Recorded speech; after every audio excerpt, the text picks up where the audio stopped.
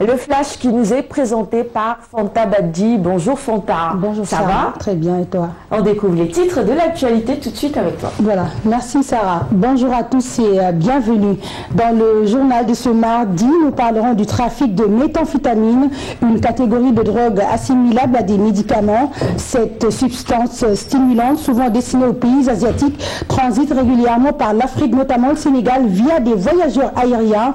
Pour renforcer le contrôle au niveau des aéroports, l'Organisation mondiale des douanes a organisé une session de formation à l'intention de ses membres.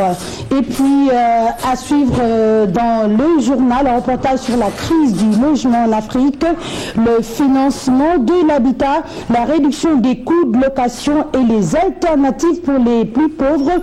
La problématique a fait l'objet d'une étude commanditée par l'ONU et la Banque africaine de développement, la BAD. Et nous irons également à la rencontre des femmes productrices de sel. Elles sont dans le département du Pikine.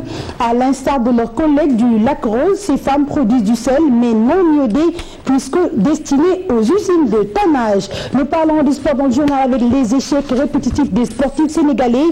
Et tenez-vous bien à tous les niveaux. Le prétexte de cette analyse, la défaite de l'équipe nationale de basketball contre le Mali. Question, nos sportifs sont-ils encore attachés au drapeau national? Certains citoyens qualifient même ces déboires de manque de patriotisme. Et sur le continent, l'actualité est marquée par la réouverture des frontières du Libéria après des mois d'isolement pour cause d'Ebola.